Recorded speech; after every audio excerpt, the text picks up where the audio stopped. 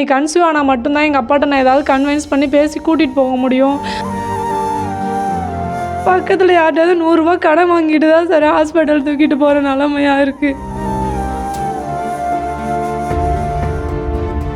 புதுக்கோட்டையில் 6 மாத கைக்குழந்தையுடன் விட்டுச் சென்ற காதலனை தன்னுடன் சேர்த்து வைக்குமாறு இளம்பெண் ஒருவர் கண்ணீர் மல்க கோரிக்கை விடுத்துள்ள சம்பவம் பார்ப்பவர்களை கண்கலங்கச் செய்துள்ளது.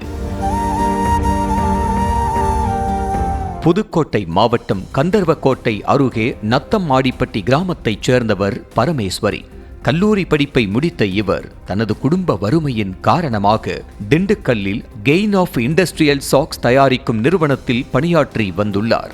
இவரும் அதே நிறுவனத்தில் பணியாற்றி வந்த ஆர்தீப் குமார் என்பவரும் காதலித்து வந்ததாக சொல்லப்படுகிறது.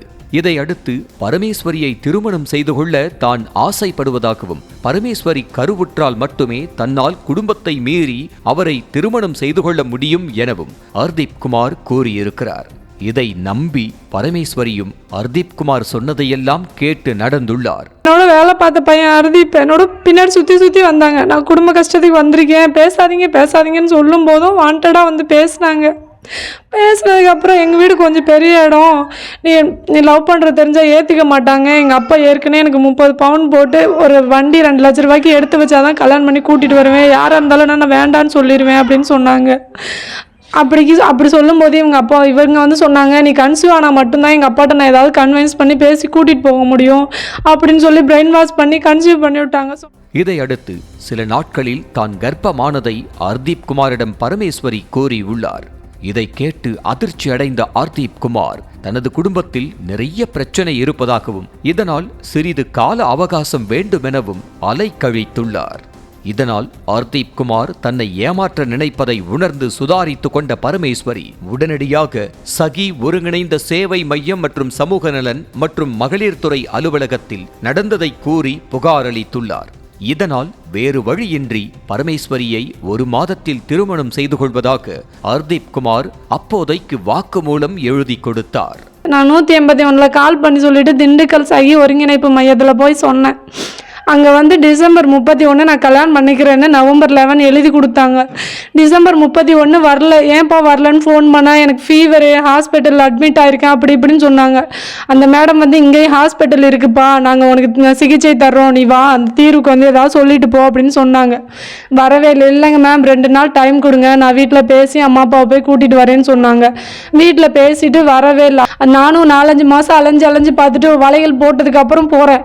நாளைக்கு வாமா கல்யாணம் பண்ணிக்கிறேன்னு சொன்னாங்க அப்படின்னு சொல்லி ஸ்டேஷன்லேருந்து அனுப்பிச்சி விட்டாங்க. நாளைக்கு ஃபோன் பண்ணால் எந்த ரெஸ்பான்ஸுமே பண்ண மாட்டாங்க, ஒரு மாதிரி அலக்கழிச்ச மாதிரி விடுறாங்க.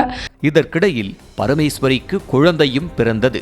இதையடுத்து 1 மாதம் முடிந்த பின்னும் தன்னை திருமணம் செய்து கொள்ள மறுப்பதாகவும், கொலை மிரட்டல் விடுவதாகவும் பரமேஸ்வரி நிலக்கோட்டை அனைத்து மகளிர் காவல் நிலையத்தில் புகார் அளித்துள்ளார்.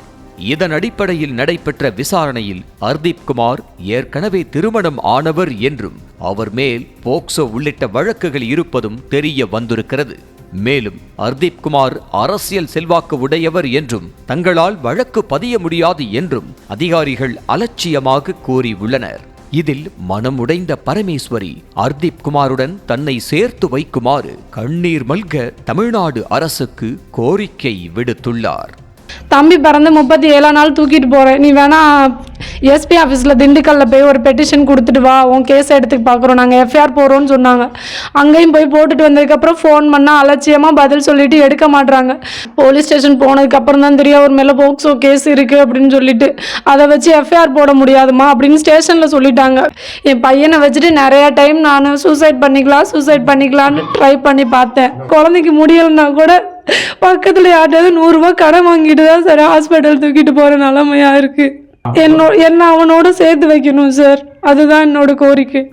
நியூஸ் தமிழ் செய்திகளுக்காக கந்தர்வக்கோட்டை செய்தியாளர் ஆரோக்கிய டேனியல்.